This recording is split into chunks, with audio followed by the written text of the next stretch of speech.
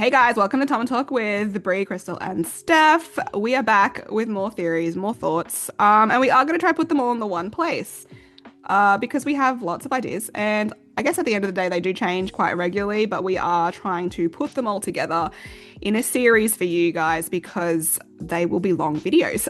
So this is part one of our Boys of Tommen thoughts and theories, and this kind of just unpacks like this.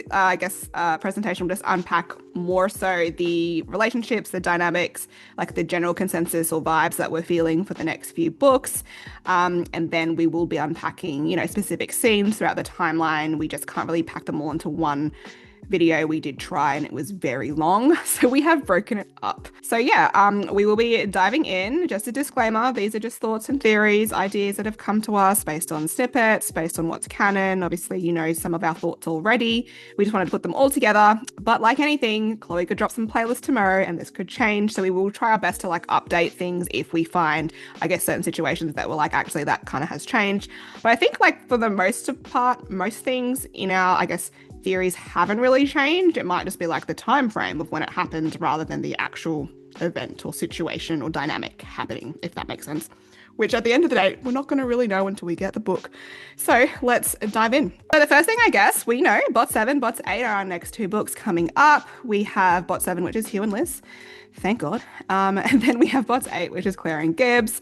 Timeline-wise, it just makes sense for our timeline to pick up from 2004, moving up to 2006 for Bot 7, and then moving into 2006 for Claire and Gibbs. So Gibbs being like the, I guess, book that takes us further into 2006.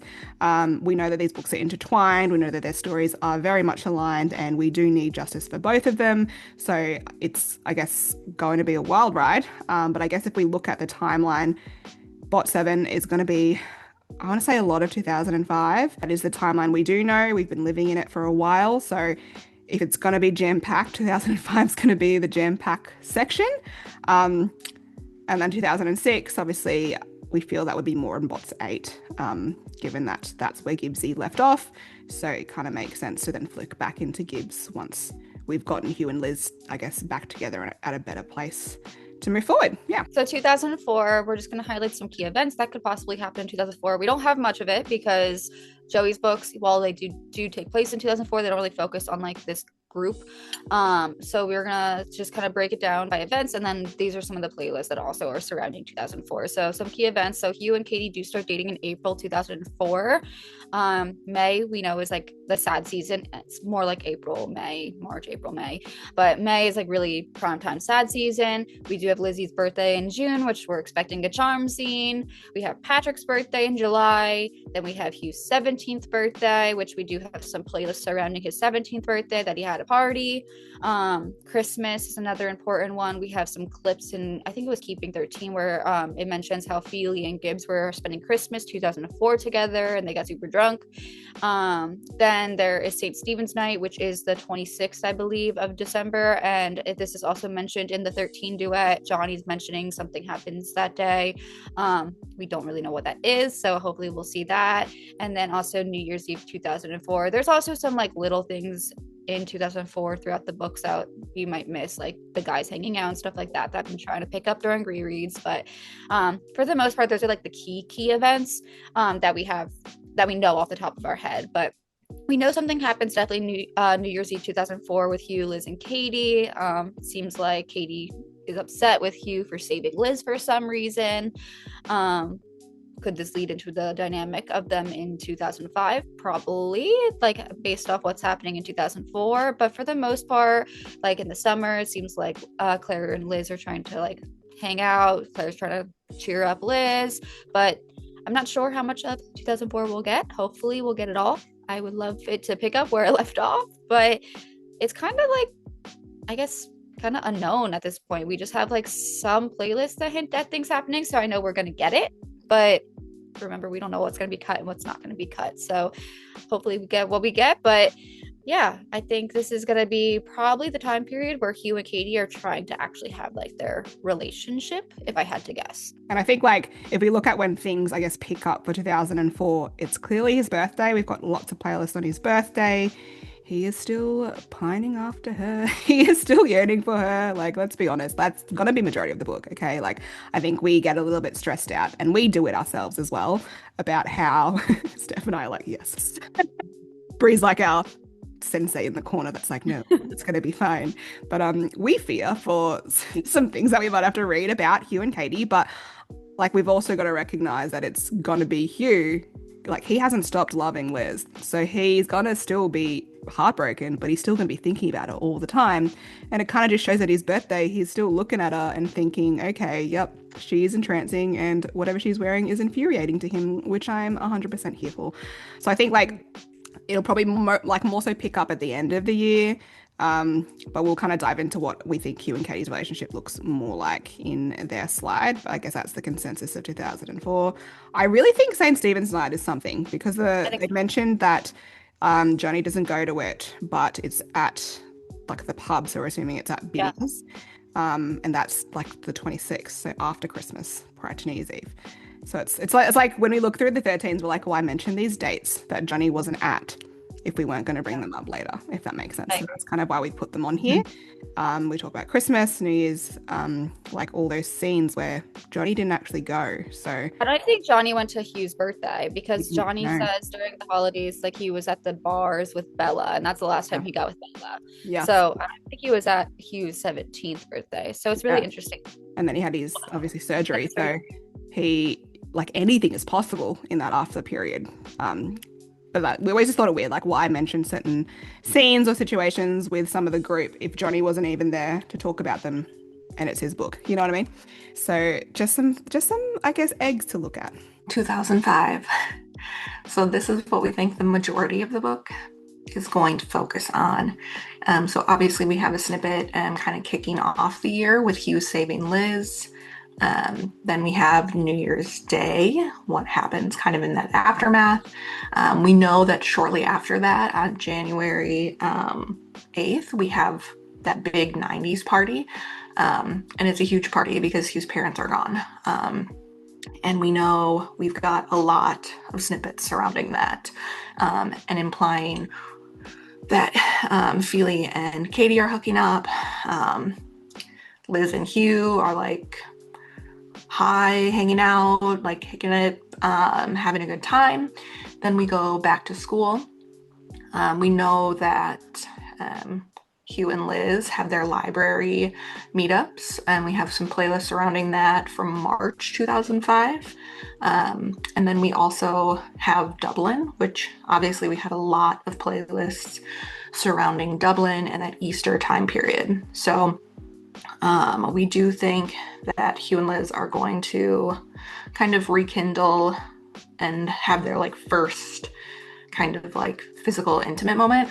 We don't think that they're gonna go all the way there, just because it is during that sad season and Liz is spiraling and kind of in that like bad headspace. We do also know that she's kissing Pierce at the beginning of the Dublin trip as well. So then obviously touched on it, sad season. We have May bank holiday, which is where were you, Patrick Feely? What were you doing? Who was he with? What is significant about that weekend?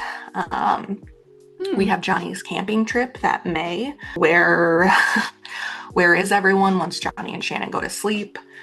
We know that there's like emotions are high because of the Gibbs's fall into the water, and so what could be perceived by like certain people based on like Liz and Feely's relationship and them going on that walk. Then we have obviously the bridge scene, which we're going to get Liz's point of view on, like why was she there?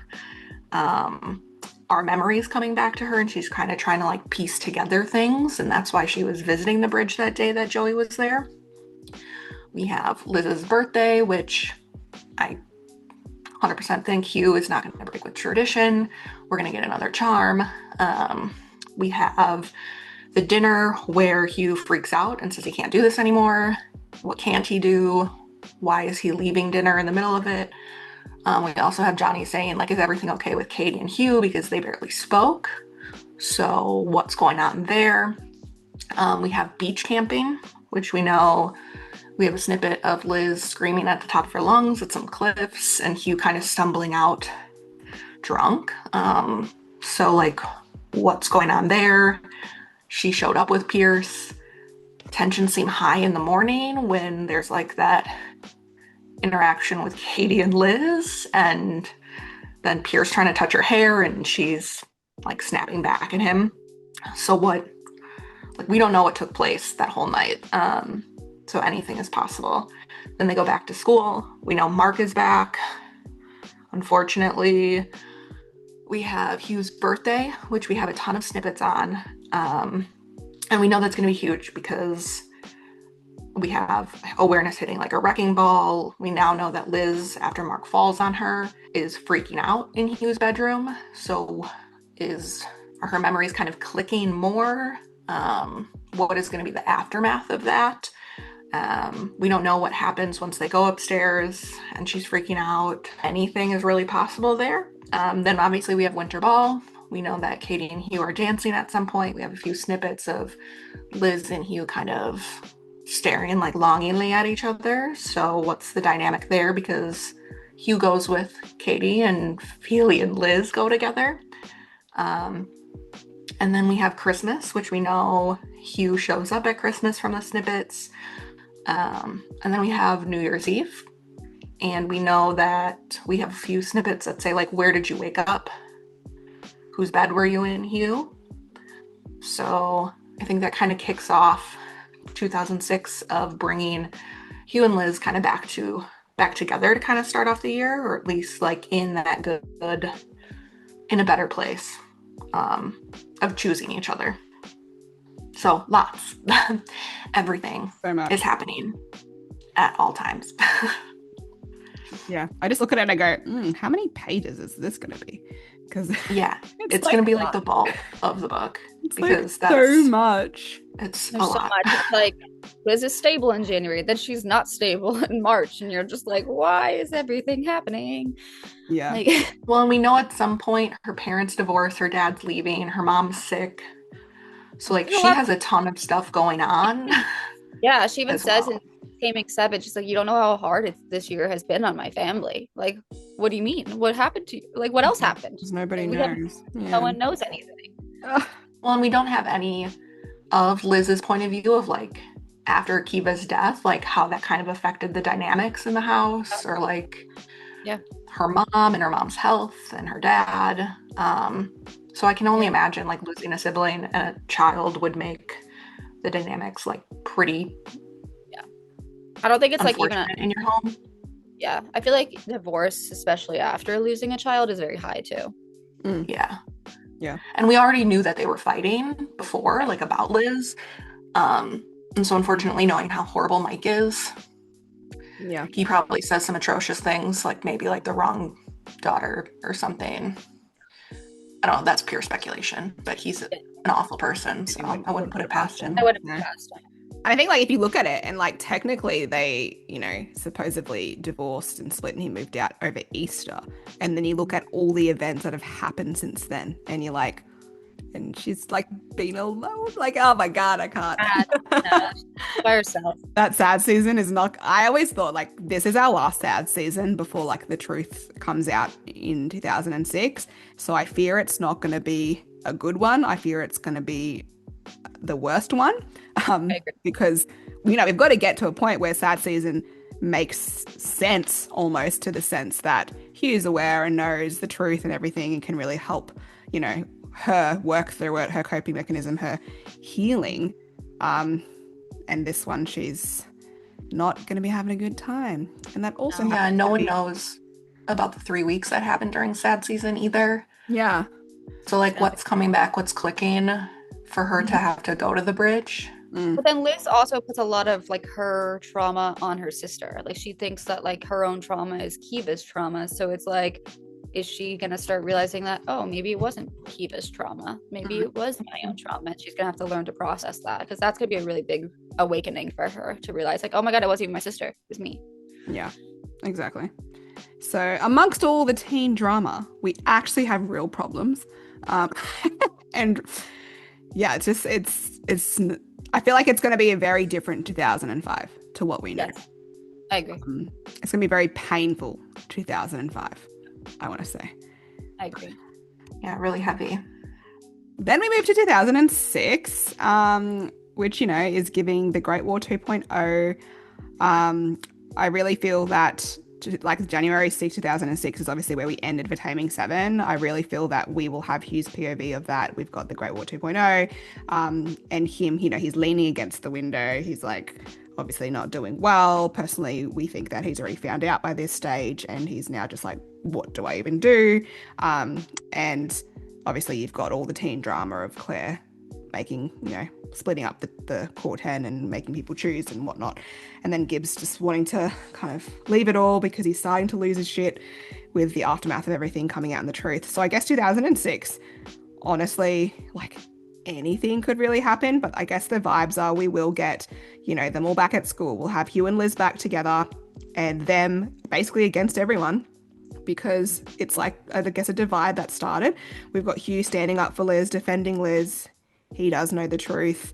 But I think it's interesting because, like, Hugh wouldn't, again, share that like Claire did. So, like, even if he did know, he's not going to go tell everyone what's actually happening. He's going to want to, get all the evidence, find out the best way to tackle it.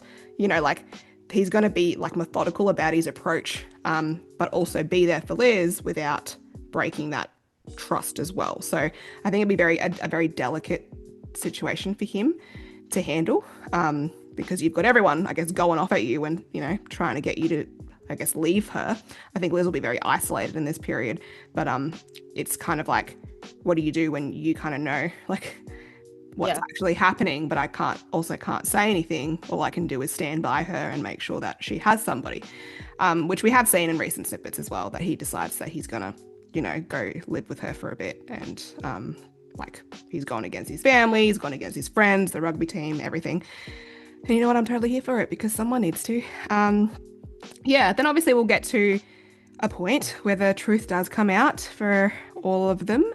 And Mark will be handled. The cops will show up at some point, and we do know there is a crime scene in this story, so take that as you please. We will talk more about that. We obviously have done a deep dive on our Mark downfall. Again, vibes haven't really changed for that, but we will kind of, I guess, explain it a bit more in context of time frames and stuff.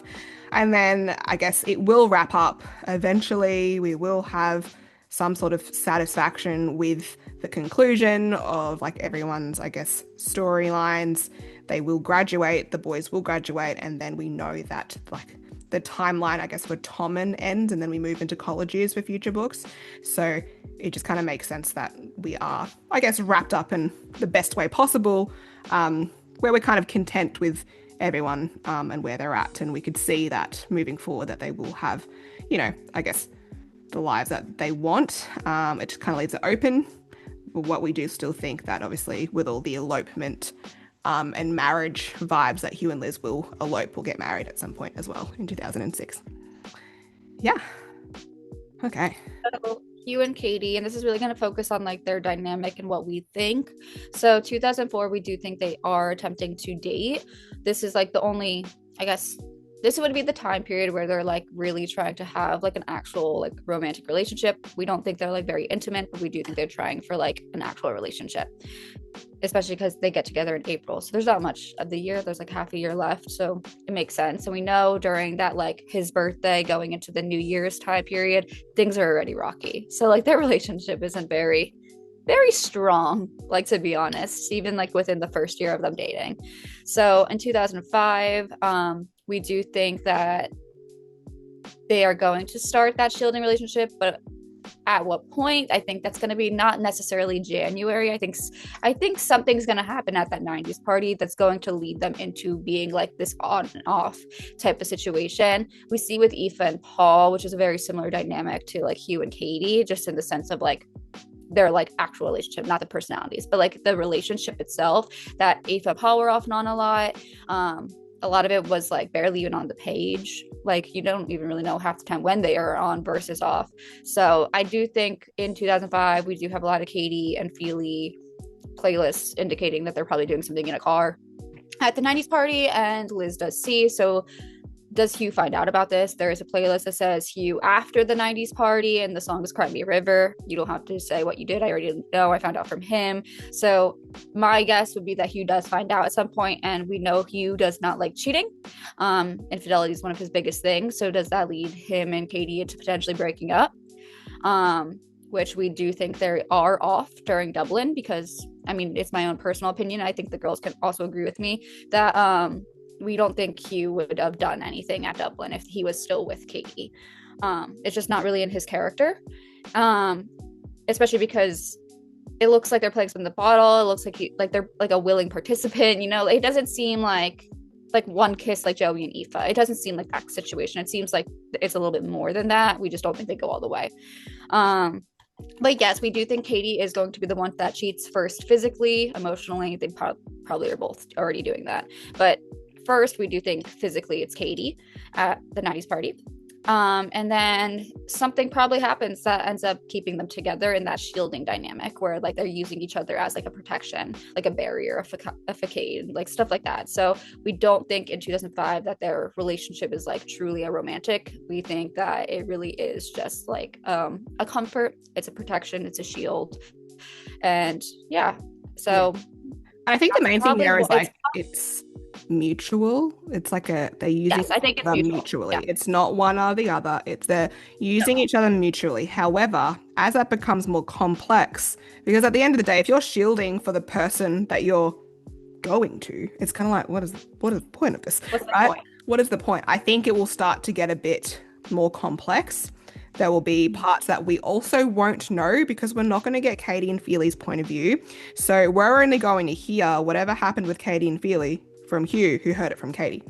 Like, we're only going to hear whatever happened from Feely from potentially Liz and Hugh, but we're not going to really get the full understanding of the why. So I feel like you got to go in there being like, we won't really know the why. They're just going to be doing these things. It's not going to really make I also think sense. that I think a lot of times like we really want to understand dynamic, and sometimes like I have to like be like, the dynamic might not make sense to me because it's not my relationship.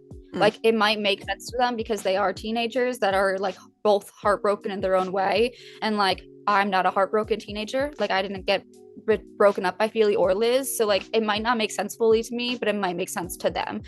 It might be what they both need, and I think there's a lot of discourse in like the fandom that says like, oh, it's so bad for Hugh to do this to Katie, and it's so bad for Katie to do this to Hugh. But like if it's mutually exclusive and it's mutually beneficial, I don't think there's a right or wrong. I think it's just what they need when they need it, and it's just not what it seems to the outside group. Like I think, like you said, Crystal, it's going to become more complex, and that's probably why like Johnny's picking up on like, are they on the outs? Because as it gets more complex, it's harder to use that shield.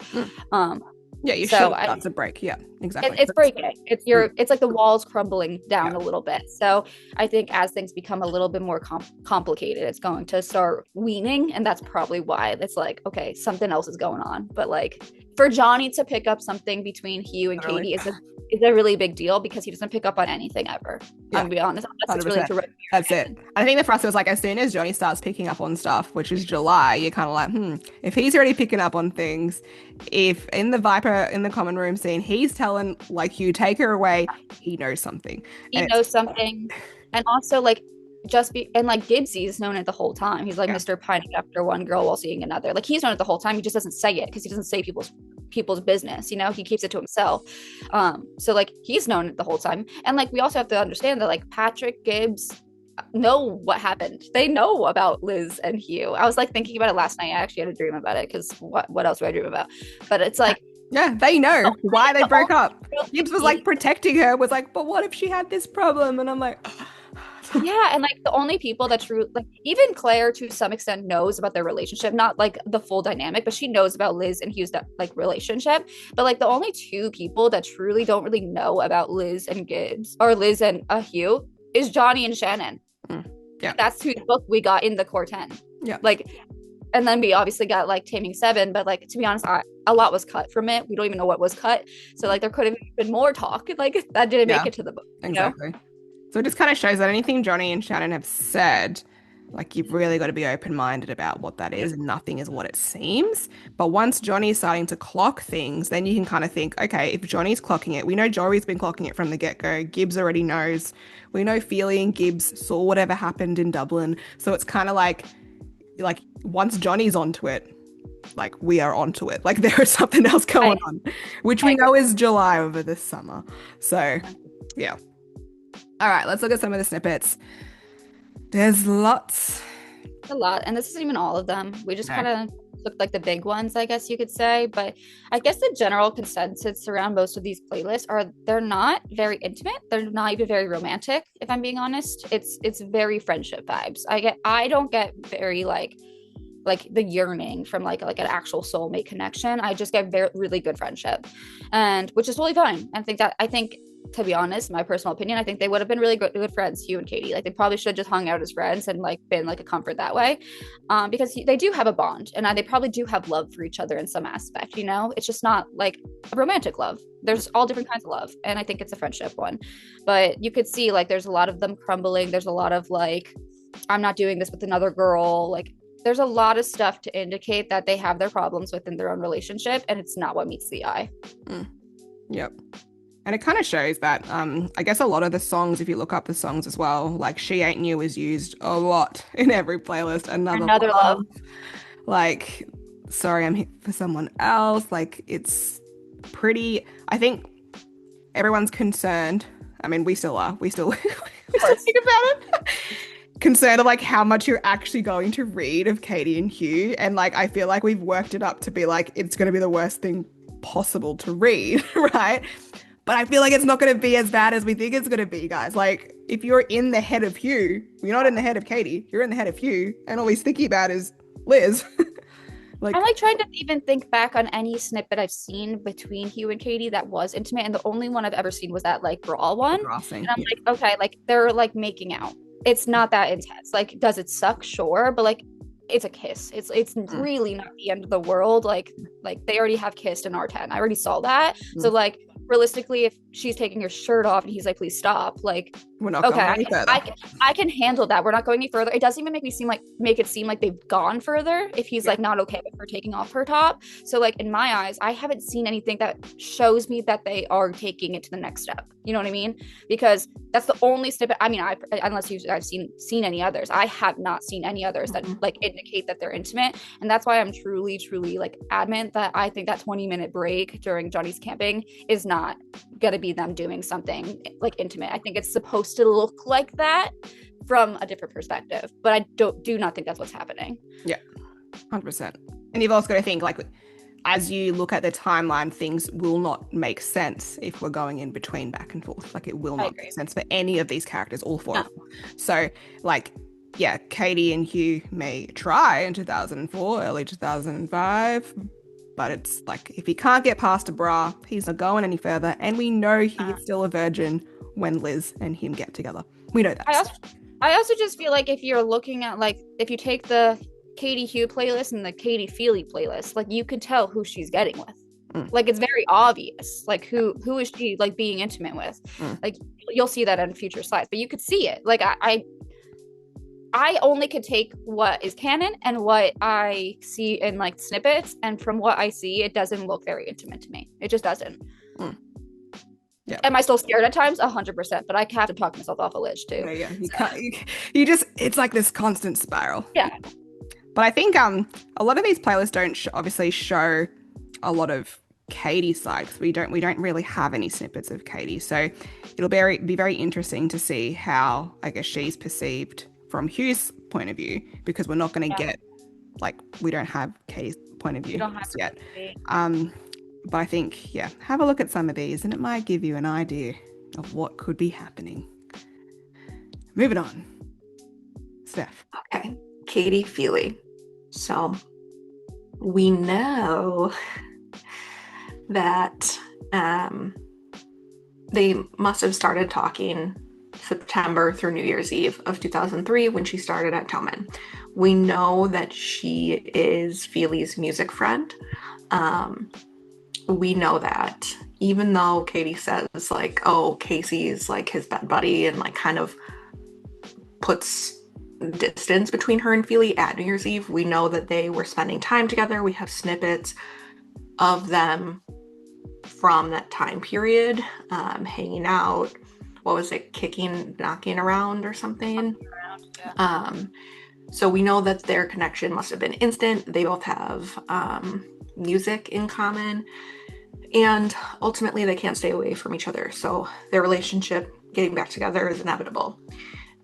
We think that they secretly reconnect at the 90s party when Katie offers to go home with Casey, make sure she gets there safe, tells Aoife to stay and like deal with like Joey. I think it was kind of like a calculated way to get some alone time with Feely. From the snippets, we know that they are kind of sneaking around, what they're doing. I think it's mostly like physical and intimate, and they can't really stay away from each other. They have like that pull, and I think that that is evident by the playlists and the songs that are on those playlists, especially like Feely going into her house after driving her home that day in May when she's crying. So we also think that they are not going to get together in this kind of like high school timeline. So winter ball, they're going to be off. They obviously don't go together. It's going to be kind of like a right person, wrong time. They're going to have some things they need to work through. Obviously, we know that Feely struggles with alcohol and perhaps drugs. So he's got some stuff he needs to work through. But they will not be together at winter ball. And their story timeline is going to take place in the college years. We have Feely coming back to Tommen for Katie, and it's kind of giving that second chance romance where they separate for a little while, both work on themselves. Feely figures out whatever he needs to figure out, and then comes back for her. And we also have some snippets of him kind of like reminiscing and thinking on like his time with Katie, implying that it's like post Tommen. So I think that's really like a key thing to hone into on like when their story will take place. And look at all the snippets. And these So aren't here even is all half of the proof. Yeah, no, I couldn't get them all. Honestly, they have this like I find it's crazy. Like for characters that like don't have a book yet, like they have so many snippets. Like So many. so I couldn't even fit them all. And they're all so intimate. Like all of these snippets are very intimate songs, like from 2003 onwards. Like literally all of them. It's like so crazy to me. Like I was like listening to all their playlists and I'm like, what are they doing? Like, what are we doing? Because the songs are like, oh, I'm blushing, so they're blushing for sure. Yeah. And we know that Katie goes to Hugh's birthday party, and we've got like a Katie to Feely October 2003 with a heart. So like what what was happened going on in October? Like there's just so much going on from like 2003 onwards. It's really, their dynamic I think is gonna be really, really interesting to read about, to be honest. Like probably one of the coolest dynamics to read about because it's gonna be so messy. It's gonna be so messy. I feel like it's super messy, but I also feel like it'll be very relatable from a high school point I of agree with view that. because like you've got to think like you're first, I want to say, in high school. Like we're giving, like we all know All Too Well is used as their anthem, and if you know, you know our red scarf is not a red scarf. And that's our like instant connection that we'll have. So it's kind of giving like that, I don't know if it's classic, but like that kind of dynamic when you're growing up and you're, you know, your first love and all that kind of, I guess, vibe, and then heartache, and then back, like that kind of like. And it's also interesting because we know things are happening with Feely and Katie behind the scenes, even in our 10, because like the Mr. Brightside scene, like Feely was supposed to go to that, but he couldn't because he had to take care of something with his music club friend. And it's like, okay, what are they doing? And Hugh just assumes they're hooking up, but like I'm crazy, so I'm gonna read that scene over and over until I figure out what they're doing. What do you have to handle at that age? What are you handling? What are you taking care of? Like it seems very weird. There also just songs on their playlist and I'm just like, that's so strange. Like Red Rag Top, why are you there? Why are you there? Two like big lines. Yeah. 2 pink lines. Like there's just something else. There's another layer to their story that we did not see. And I think it's because both Patrick and Katie have so little lines in the book. It's like, it's so hard to be like, okay, it's 100% this, it's 100% that, because like there's going to be so many layers. They're like an onion over here. Like they have so much going on. Yeah. And I think it's also really important because something very like strong and like intense had to have happened between that September and New Year's Eve timeline. It wasn't just like a little crush or like a few dates. It had to have been something like so strong that kiss on New Year's Eve kind of like destroyed Katie. We know Feely was going for Katie, but like what happened during that time period that was like so strong and so intense to cause Katie to like want to be in this like shielding relationship with Hugh and have that kind of distance to keep her from going back to Feely. Katie knew what she was doing getting into Hugh. I mean, we have literally playlists that says like Katie spring 2004 with a winky face, and it's like, I'm gonna get him back. Like I'm literally gonna make There's a lot of revenge playlists for Katie. Yeah, a lot of revenge playlists. Like I don't think she doesn't know what she's doing. I truly think she knows exactly what she's doing, and she's trying to get back at Patrick from kissing her best friend. Yeah. Well, I mean, fucking her against the pavilion, but yeah. Yeah. I think there's a lot of hate towards Casey, I want to say. I think there is. But Casey doesn't know. Like, Casey has no idea. It seems like whatever bond Katie Feely had was very secret. Like there even is like, you kept me like a secret, I kept you like an oath or whatever. I don't remember the words. But it seems very secretive, like the relationship. So I think whatever it wasn't exclusive, and it was fairly new, and probably Casey didn't know about it. I also think, and I'll probably talk a little bit more about this like during like another slide, but like how good of friends is Casey and Katie? Like, because in like the sixes, like Casey is calling Katie Eva's next door neighbor. Also, Casey like, doesn't even remember that she fucked Patrick. Like, she's at the 90s party like, hi, I'm Casey, this is Patrick. Yeah. Like, yeah, I don't know. Like, they were clearly so out of their minds, so drunk, which we know from playlists, that they don't even know what they've done. So I think it's, so you can kind of see that, obviously, Katie, like, personally, when I first read Releasing 10, I was like, why would you ask Hugh to be exclusive? Like, something had to have, like, how do you even know that that's, like, at that age? I don't think I've ever asked that wasn't, like, a thing growing up. Like, I feel like now it is. Like, now it's a very big word that, like, is used a lot. But, like, when I was in high school, no one asked each other to be exclusive. No, you just kind of assumed. It was like, oh. You hang out as friends. You like each other, kind of like you both know you like each other, but you don't say anything. And then finally, one person is like, we should be boyfriend and girlfriend. Like, that's just how it is. Like, do you want to go out with me?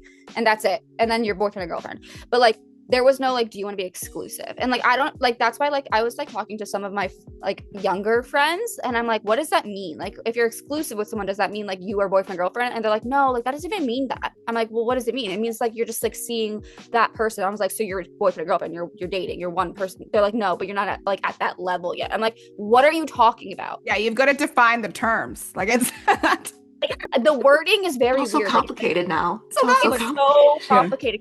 This is 2005. So like, how does Katie know the word exclusive? Because I didn't.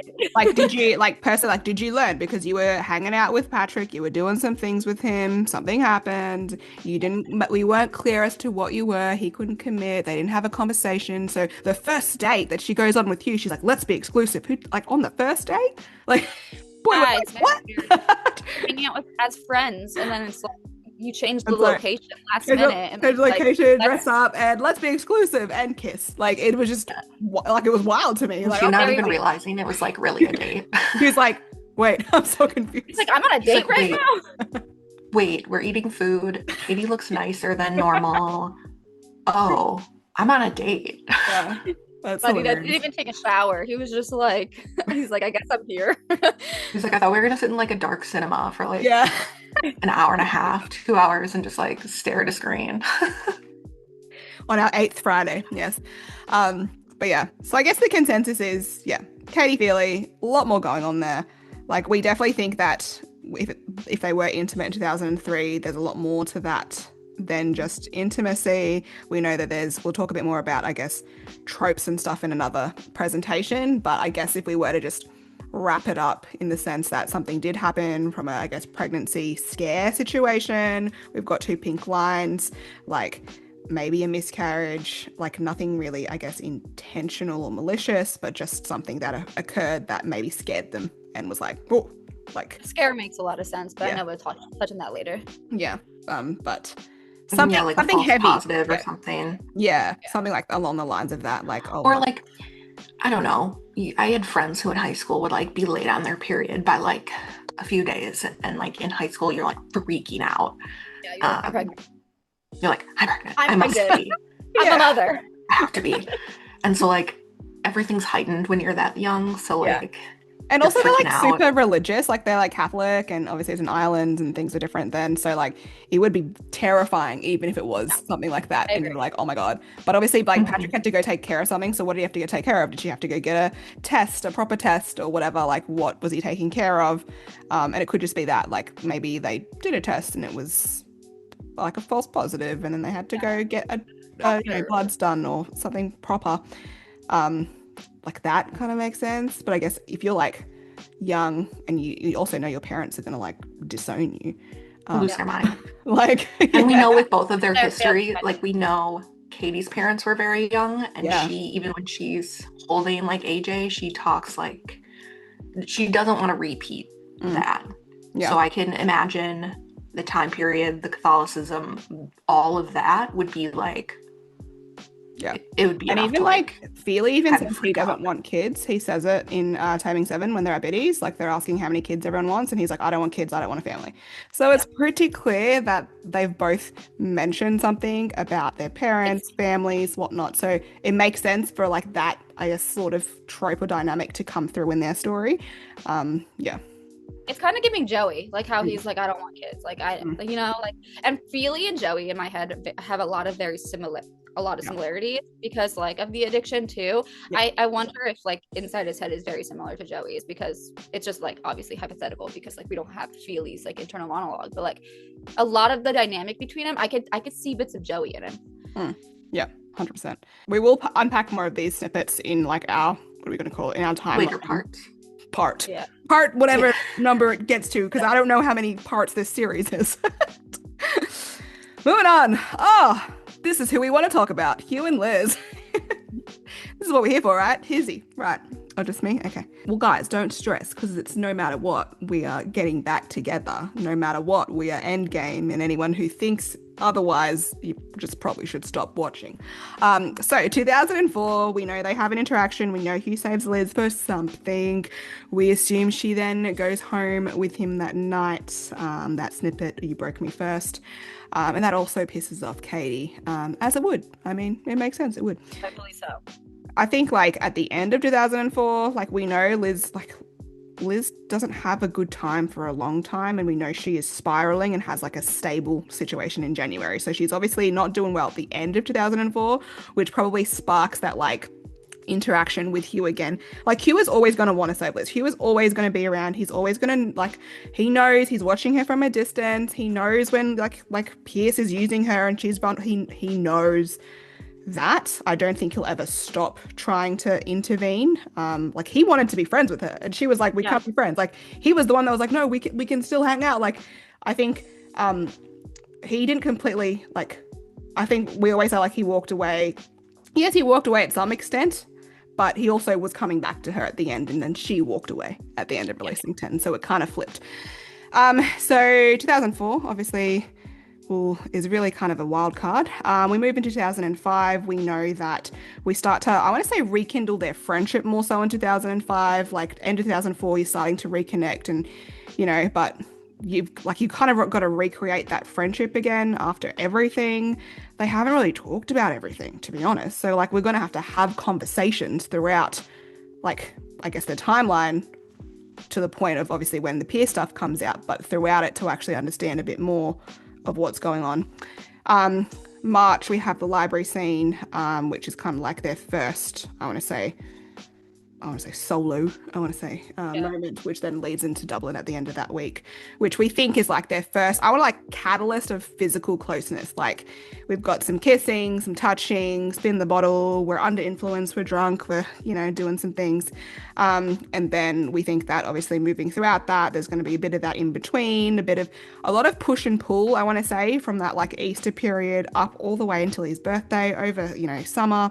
Lots of push and pull, lots of back and forth, lots of like, yes, hot and cold, just be prepared for that. And then moving into, I guess, his birthday weekend we'll unpack. We're looking at a lot more parallels for the 16th birthday to the 18th birthday, moving into Winter Ball, an unraveling season over Christmas, a breakdown ultimately with you, I guess, finding out some of the truth, and then leading into New Year's Eve, which will result in a not so great event for Liz, and then obviously 2006, the Great War, where they kind of have to stand up against everyone because it's a bit of a divide. But if we have a look at some of the snippets, these aren't all the snippets because they would not fit on the screen, but it kind of just gives you the vibe. Obviously, you've got some sneaky playlists, some Cherry playlists. I've always kind of said the Cherry is tracking his virginity, and I still stand by that. So I still think that it's intact in these scenes. We've got, because we've also got like lots of morals playlists, and it's like slipping morals, and then it's like, what's the other one? Flipping and Bending. Yeah, bending. So like, to me, like, you're slipping and then you're bending. Like, it's kind of like a slow progression of like, I don't want to say like how much you're actually doing. Like, it's kind of giving that slow burn of intimacy. We know like R10 was majority that. Yes, they did things, and yes, they did some things, but they didn't go all the way until it was the right time, obviously, and it never came through. So it kind of makes sense for that kind of theme to continue to when they're at like even just a better place in their relationship to actually do the deed, which we think would be later, which we still think is around his birthday that weekend, end of the year, more so than the first time that they reconnect, or throughout this like messy, push and pull period. Because I also feel like that just complicates things more. It does. It complicates things. It's very messy. I also just feel like Lizzie's like spiraling half the time. It just doesn't, to me, it doesn't make much sense. A lot of these scenes, they're mostly just drunk. Yeah. So at least one of them is drunk, I don't think I don't know. I don't see anything happening when like we're not in a right frame of mind and when so much is going on. Yeah, I feel like they both have to, like, first of all, be in a better place in their relationship. For sure. So communicating better. And you second can't of just all, jump right back in. Yeah, you can't be like, let's do it. Like, you know what I mean? Like, it's not like picking up where you left off. Like, you have to rebuild your friendship. You have to rebuild your and dynamic. I think for Hugh, like, some of that truth is going to need to be out before he can like fully be willing to like put himself out there again with Liz, because he is like so hurt and keeps like having those flashes back to his like bedroom as they have to like, rebuild his trust, birthday. because that's what it comes down to. Like, they don't have trust in their relationship anymore, so like they need to rebuild that before you can, and intimacy is based on trust. Like, there's like, I think we'll learn more like once we know like why obviously Hugh can't be intimate with Katie. It will really kind of show us that like what his feelings are. Obviously he's holding out for Liz, but why he also won't give in as well. Like, it'll be really hard, I guess, to read that for him, because he is a teenage boy at the end of the day, and we totally get that. Like, there's no doubt there's temptation, and there are gonna be scenes of like, oh, so close. And like for us, it's gonna be like, wow, we were so close. Like, it's giving me that bathroom scene at the party where they're like so close, and he's literally like, I could just, but I can't. Like, I could, but I can't. I think it's gonna be like that. I think that it makes a better book too, when there's like that tension and that yearning. Yeah, and she loves it. Chloe loves a slow burn. So it's like, and when we finally get there, it's going to be everything. It's okay. We just had to get through that one. Okay, like, I can feel it building, and like, it's just giving me. Sometimes those scenes are better than like the actual moment. You're like, oh, you're just gonna be like, you feel everything. I'm sorry, I'm so here for it. But yeah, so I guess I get so excited. But yeah, so I guess in general, so if we move through, we will go through each kind of scene in our like next part, but if we kind of go through up until about, I want to say, Johnny's camping, like, we were doing better, and then we went into sad season. It was a bad sad season. Things changed. Now we're mad at not at Johnny's camping, which kind of flipped. We kind of went backwards again. Over summer, we've got a period of anything could really be happening. Summer, I want to say like July and June, we don't have a lot in any of the books, so that could be really filled in this book. And then we've also got like November as well, which we don't have a lot as well. So then we kind of go back to school. We've got the beach camping trip.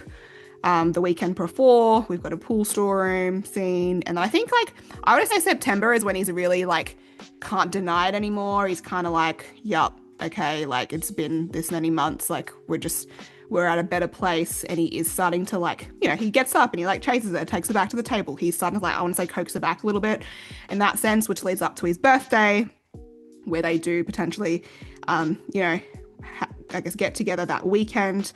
That weekend's gonna be massive. And then obviously kind of like Kim and Katie are done by then. And then moving into Winter Ball with like the unraveling and Christmas and New Year's and stuff. But we'll kind of go through all those scenes, I guess, separately. But to us, I guess like to kind of the reason why, I would say like the reason why we came up with the whole Hugh's 18th weekend thing was this playlist here in the corner.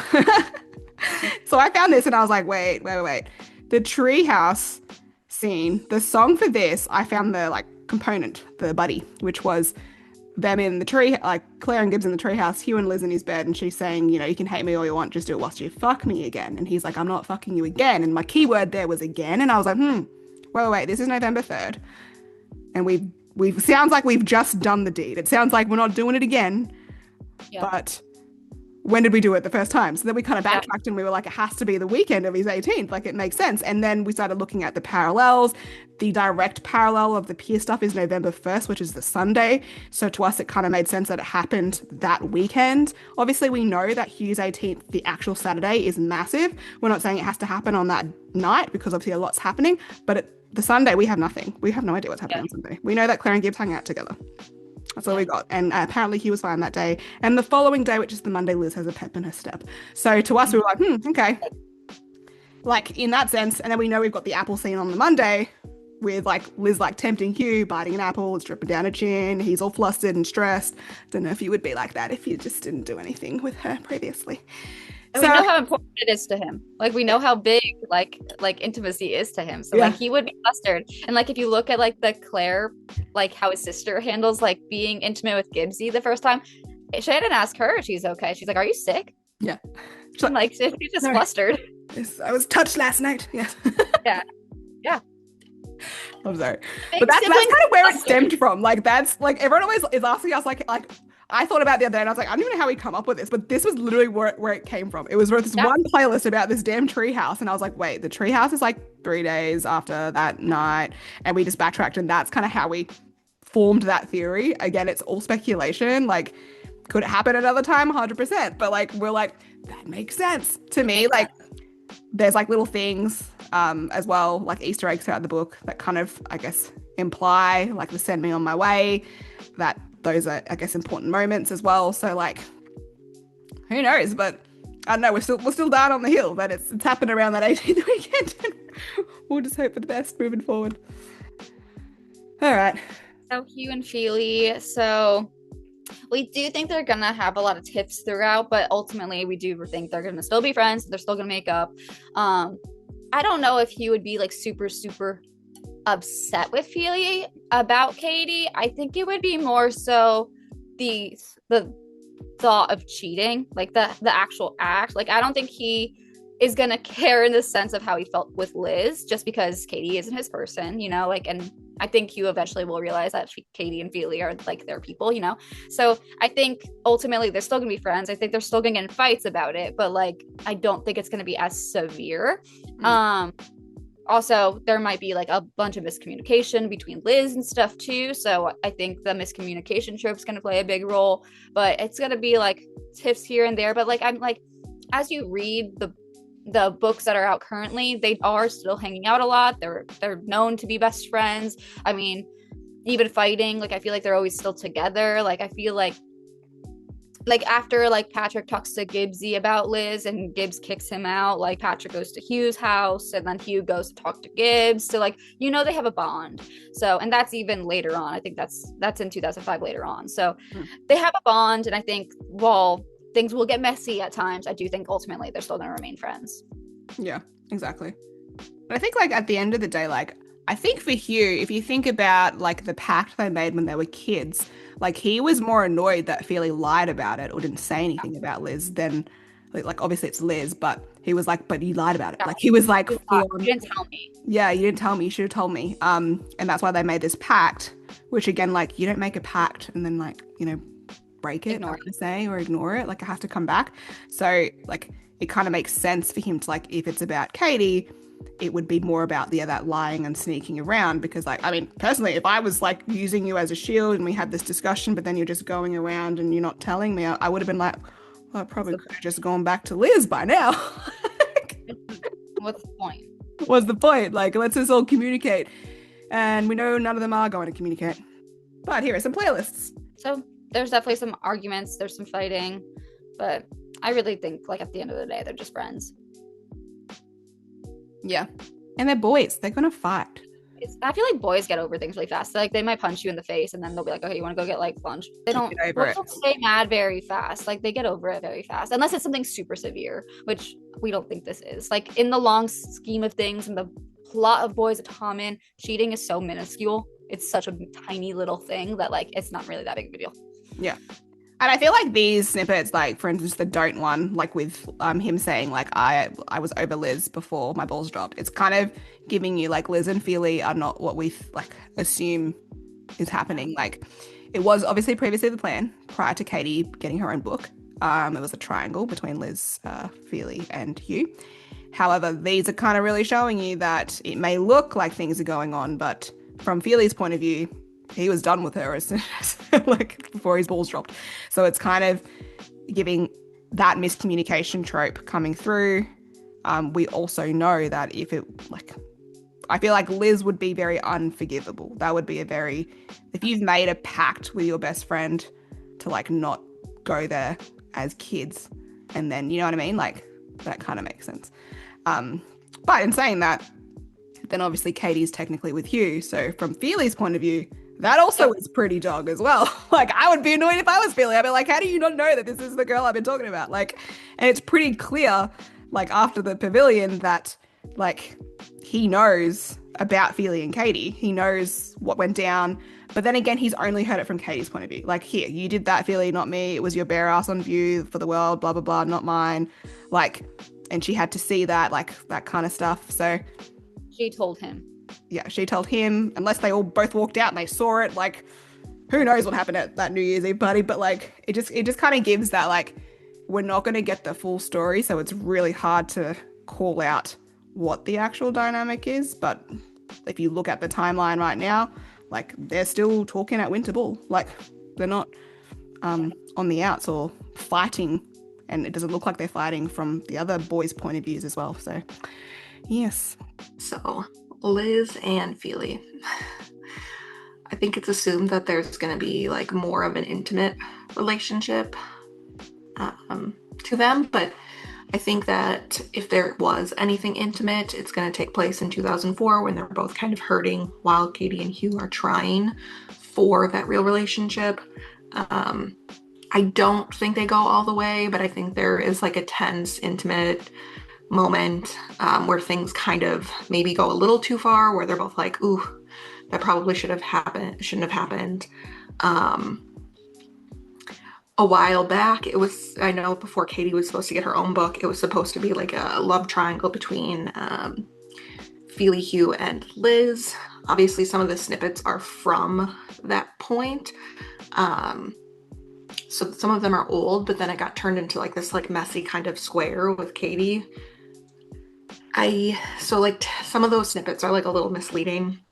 And then we have 2005, where clearly they have like this friendship, this bond, where they have a closeness. He obviously at some point learns about her bipolar and some of her other issues.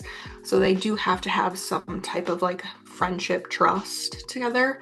I think that this is going to lead to that like kind of miscommunication, misunderstanding trope where they are platonic, but I think it could look confusing to other people. And I think there are going to be situations that are misinterpreted by Hugh and Katie as more than what they are, kind of leading to additional shielding for fear of kind of getting hurt. And ultimately, they've created like a deep friendship bond, but it's not going to be any type of like romantic, long-lasting relationship. It's just going to be friendship-based. And here are some of the snippets. I think a lot of them are a little bit misleading because while some are still active, like what was originally from the original plot line before Katie was supposed to get a book. So yes, some are still active. So sometimes it misleads us too, because it's like, if it's active, why is it there? But I think she could potentially take from the original plot and kind of interweave it a little bit. You know, it doesn't have to be the full thing, but like we could take bits and pieces of what was supposed to happen and then put it throughout the book. But yeah, in a 2005 timeline, it doesn't make sense for Liz and Feely to do anything intimate, to be honest. We don't think either of them are going to be like this back and forth. I think it makes them both look really bad. We do think it'd also be a little bit unforgivable. And I don't think Chloe's going to want to ruin any of her characters, to be honest. I don't think she's going to want to make any of the characters look really bad. So I think that if something was to happen, it would have been early on. And if Feely is hooking up with Casey, like he's going on a date with her in March, it's hard for me to see in the 2005 timeline him hooking up with Casey, then rekindling things with Katie, and then also Liz. Doesn't make sense. I just don't. That makes it like very complex. It's so complicated at that point. It's like, and then also like, how do you make Patrick forgivable if he is like has that pact with you? We know he's doing things with Katie. Like we have Maybank holiday weekend. He's going down on her. Like we know things happened in January. So January we know things happened. Then we know things happened in May. Potentially later May too at Johnny's camping. And then maybe even at beach camping. Like we know throughout 2005, like Katie and Feely are hooking up. Like they're hooking up. Like I don't even know when they would find time to go find someone else to go. Literally. You know what I mean? Like they're like whenever like we don't know where they are half the book, you know? Like, I know it's assumed he was at Katie's a lot, but like, what if he's not? What if he's with Liz, you know? So like, where is Katie and Patrick at this time? Like, I feel like there's just not enough time to be hooking up with all these people, but hey, maybe. Literally, they're like, so Maybank holiday weekend. So like that night that Katie is driven home by Feely, like Hugh is driving Shannon to Johnny's house. And I'm like, where did you go after that drop off? Because that was like 8 o'clock at night. He drops her off at Johnny's house. And I'm like, and where did you go after this? It makes me because Katie was over in Rosewood Estate with Feely. I think about this stuff all the time. He just went home. What are you talking about? Like, I always think of scenes that happen together at the same time. It's like Shannon's losing her virginity. Feely's going down on Katie. All the same night. Like, everything's happening at the same night. Like, I'm like, okay. Fucking on the same night. Like, everyone's just doing something Maybank holiday weekend. It's a holiday. Holiday party. I mean, it's big enough for it to be mentioned specifically. So, you know what? Yeah. So it just kind of doesn't give. And I mean, some of the songs are like, you know, they don't really give romantic vibe. No, they really don't. But yeah, definitely a lot more going on here, but not what you think, I guess. Yeah. Liz and Pierce, you all know how I feel about him, and he needs to be handled, and he will. They are not in a real relationship. It is not mutual. We all know that Liz goes to him during a bad time, a spiral. She's manic, hypersexual. Or when I guess he comes on to her and is like quite manipulative, and she has been groomed to kind of just sit down and take it, I want to say, as per Mark. So at the end of the day, like none of it is healthy. It's completely toxic. It's completely, I guess, playing on her vulnerability. And I think like Hugh knows that she's vulnerable and that Pierce is like doing or using her.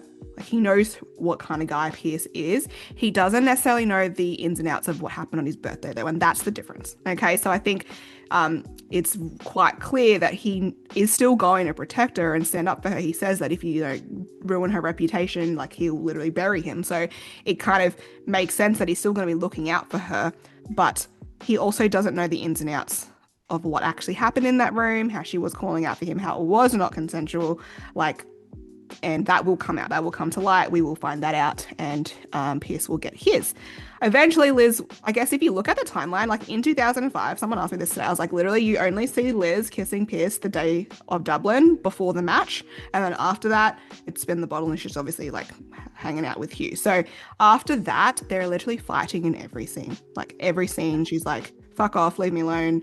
she's like, I don't want your dick. Like it's pretty evident that when she's in her right mind and her, like she's at a good place, she's gained control, she doesn't want a piece of him at all. She doesn't want him around.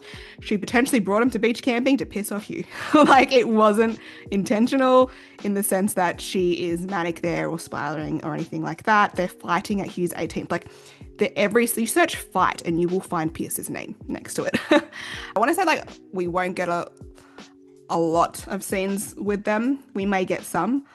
I don't think we'll see a lot of them. We've already kind of tackled that at the end of R10. I don't think she's going to put us through that again. Okay. And to be honest, I don't think they're even hanging out in the summer. Yeah. Like Liz is with Shannon and Feely half the time. Yeah. At the most, it might be 2004 potentially, because 2004 is like a bit of a wild card with what's happening there. She is spiraling a lot at the end of the year, so it could be around there. But 2005, again, there's that one scene, and then they're fighting majority of the time. And we know that. I think if you think about it, if she's reconnecting with Hugh from like March, why would she go back to Pierce? Even if she's manic and spiraling, that happens. Yeah, like why? Like she knows how much that hurt him. She knows she can't forgive herself. She recognized it at the end, what she could remember. She literally says that like, I broke you and I know that and you shouldn't forgive me. I don't think anything's going to happen between her and Pierce, to be honest. I agree with you completely. But in a manic state, you do not have logical reasoning. You don't have that ability to be like, well, it hurt him. You don't care about that. I'm gonna be honest, that's not something you care about. Okay, these are the snippets. I mean, they kind of speak for themselves, really. Yeah. They're not a relationship at all. But it is weird that like Pierce has like this weird obsession. Like it's like he cares in like the oddest way.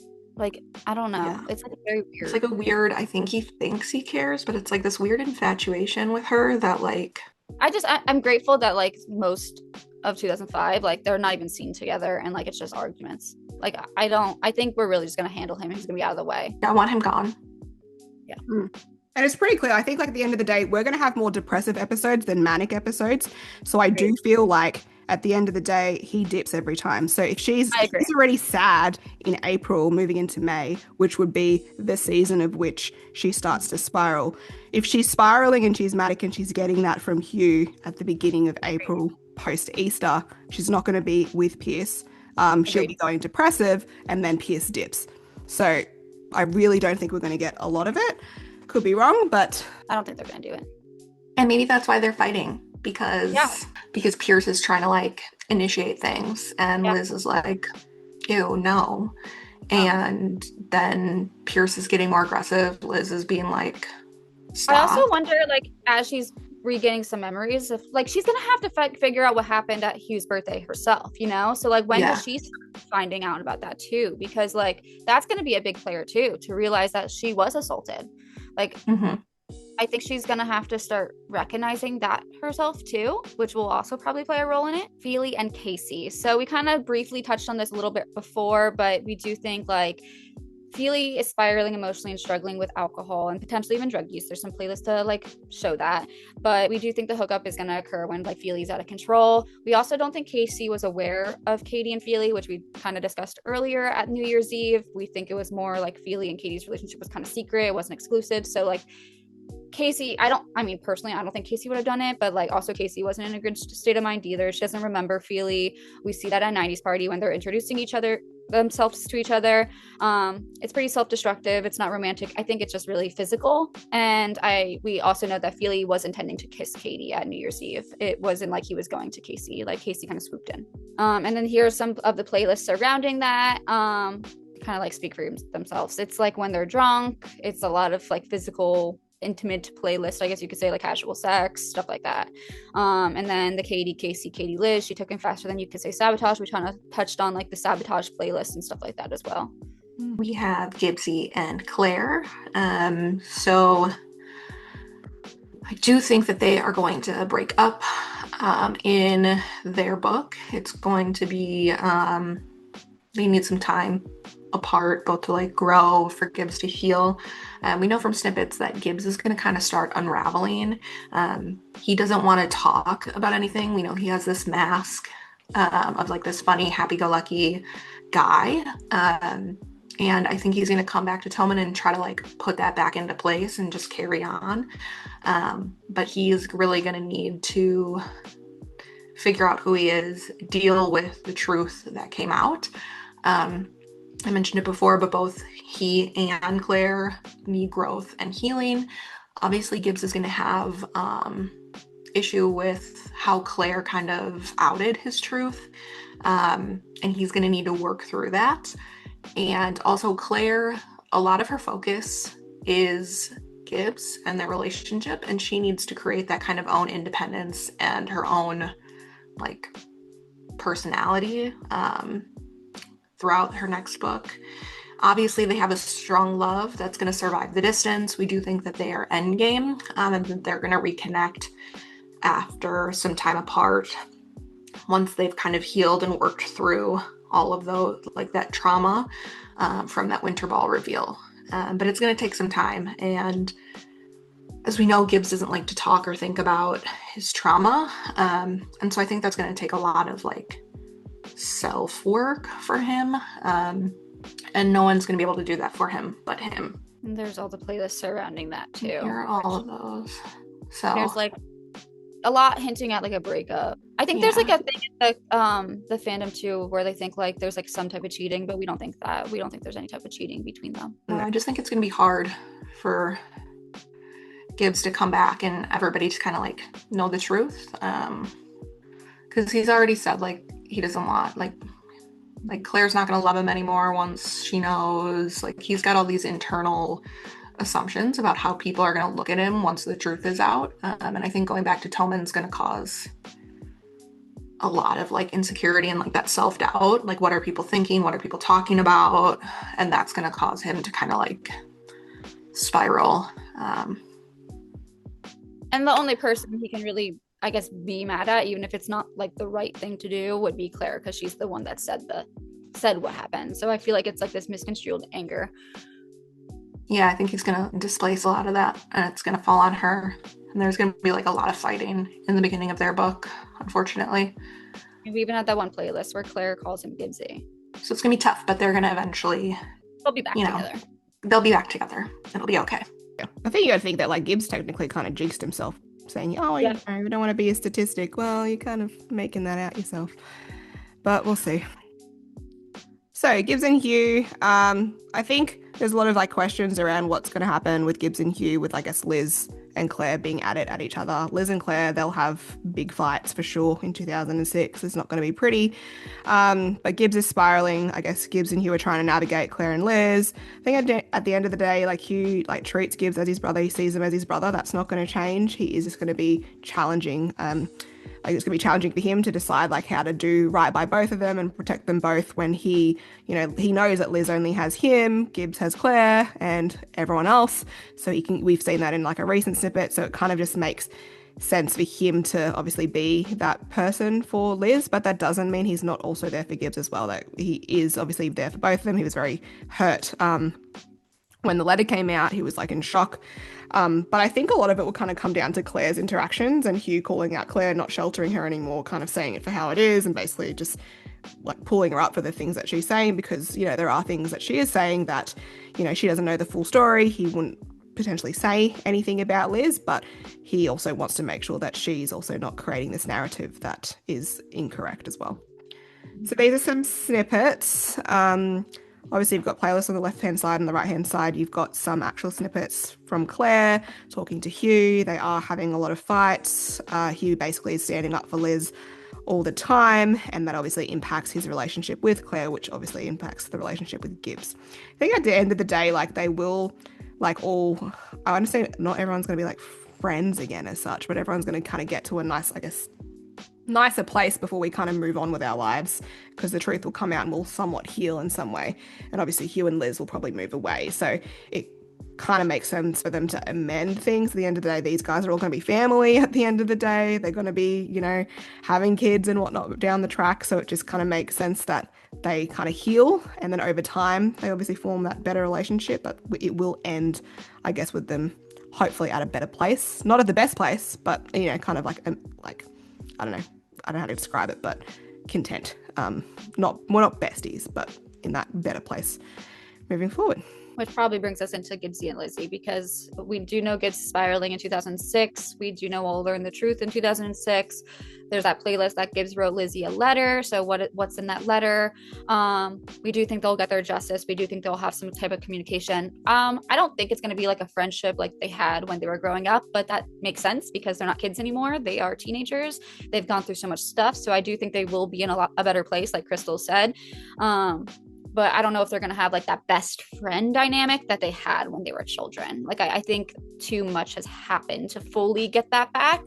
But I do think they will be civil. I do think they will finally be able to speak to each other. And I don't think that it's going to be like a lot like the relationship it is that we see like in the books right now.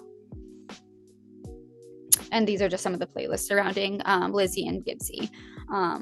So there's a lot of stuff going on, but there is a lot of Gibbs versus Liz, Gibbs to Liz, Liz to Gibbs, the letter stuff. So there is, and we see that one where he is like protecting her from something where she's trying to like potentially could be getting hurt. So, and she even says like, stop making it hard to hate you. Like, I think it's just this anger is so misconstrued. Like, it's just, she thinks it's one thing, he thinks it's another thing. I think it's just going to take a really big moment for them to actually communicate and like realize like it's not Liz versus Gibbs, because if it is, then Mark wins. It's them together, and we just got to solve it all. Damien Cleary. So we know that this guy is going to play some role in the upcoming books. He at one point does call Claire princess. We know that he is substitute number 10 on the rugby team, so he is substitute 10 for Hugh. We do think that he is going to potentially seek out Claire and Liz in the future books. Obviously, we have a playlist of Gibsie hating Damien. So why does Gibbs hate him? Probably because he might be going for his girl. I don't know. We don't know a ton about him, but we do have like a few, like Damien, get the fuck out of here, Cleary, I don't like you, bye bye bye, troublemaker. So it's not implying that he has like great intentions or that he's like a good guy. He is an interesting character to me, and I think he's going to be like a nice plot device to stir up some trouble in the next couple books. It's kind of like why introduce him if we weren't gonna bring him up, you know, like why? Yeah. And why is he number 10? Like, yeah, and why is he Hugh's substitute? Like, yeah, even in that snippet at the bottom where I think it's Gibsie, it says it's an omen, Johnny, and you. He points to Hugh, and he's like, he's chasing more than just your jersey. Be dodgy wide of that demon bigs. Fair warning. Like that shows like he's not just after Hugh's jersey. He's after Hugh's girl. Yeah. So like he's obviously like after Hugh's life, maybe like he's after maybe his sister at some point, after Liz at some point. Wants to maybe no longer be a substitute on the rugby team. Yeah, 100%. Yeah, so I think it'll be interesting to see how he causes drama. And lastly, Joey. So we know Joey's going to play a very big part in the next few books. He is basically out of rehab and fixing everyone's problems, I want to say. He is the voice of reason. He is telling the guys to swap girls. He is like trying to talk Hugh, like I guess, out of his bullshit. He's looking after Liz. He's having a good relationship with Liz. I think Joey will be someone Liz will lean on a lot, which is great. We know that she spends like his birthday at the annex during Christmas. And we also have an assumption that Joey will be around for whatever happens on New Year's Eve, which isn't looking like a good scene. We also think that, you know, if we had to choose a parallel, it would be Joey being involved with the Pierce situation, being the one to explain that to Liz, given he didn't really identify that with Danielle. And like that would be a nice parallel in that sense for him to recognize and also provide advice and help Liz understand that, because even if someone said that's what happened, she wouldn't understand it. So like that whole Pierce thing is like two components. It's like obviously the truth coming out and also Liz understanding as well. And like who best to explain it than Joey, who has been there himself and didn't recognize it the first time as well. So that would be, I guess, really good. And then I guess the other thing is we've also got him potentially being involved with, you know, when we've got the divide and the Great War and him trying to everyone just pull their shit together. He's like annoyed with everyone, just seeing the bigger picture, I want to say, and also recognizing, I think like Joey recognizes trauma, so like he doesn't necessarily know things because Liz doesn't know. Like Liz can't tell anyone if she doesn't know. So even if she's hanging out with Hugh, like Hugh or Joey, like without her actually getting her memories back and knowing things, she's not going to be telling anyone anything because she doesn't understand herself. Yeah, I think it's also at the end, Chloe sets it up at the end of Redeeming 6, the very end, where there's like that internal monologue of Joey being like, this girl, and like shit was gonna hit the fan, and when it did, I was gonna have her back. Like, I'm gonna have her back no matter what.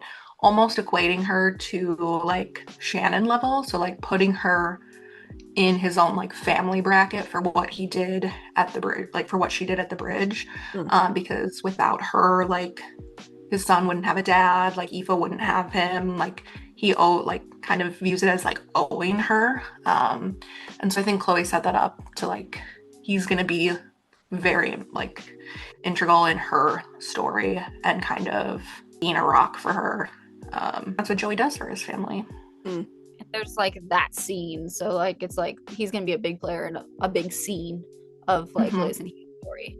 This leads us to the Great War 2.0, which is 2006, and this is when Hugh is going against everyone to protect and stand up for Liz.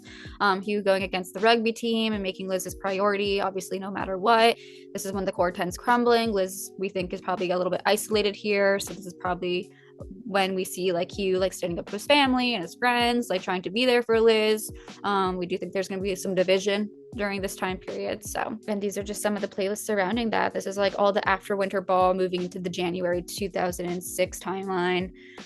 We do think that we're going to get like that scene from Hugh's perspective when they're all in that room on January 6, 2006, where Hugh's like at the window, Liz and Joey are in the kitchen area, Katie's on the couch with Aoife, Patrick's playing his guitar, Shannon's like in the middle, like, what do I do? And then we have Claire and Gibsie and Johnny kind of like standing there and they walk away. We do think we'll probably get that scene though, especially because it does say Hughie's POV, the Great War 2.0. So we definitely think we'll get that again. And this is going to be what leads us into finding our answers, seeing what happens with the core 10, and hopefully get us some healing eventually. So that's it for like dynamics and I guess vibes of like the year, the situations, the relationships. Obviously we didn't unpack every relationship, they're all kind of intertwined, but that kind of gives you an idea of like what we're thinking for the next few books. We will unpack each scene separately just because there's honestly too many snippets to fit on one slide, so this will be like a series, so we will do that in part 2, 3 and potentially 4, but we'll see how many we get up to. But if you have any questions or any ideas, drop us a message or a comment, and we will continue down this rabbit hole until next year. Yeah, literally and then probably past that. Yeah, right, because it's not gonna stop. Yeah, but anyways, thanks for watching guys, and we'll see you soon for part 2. Okay, bye.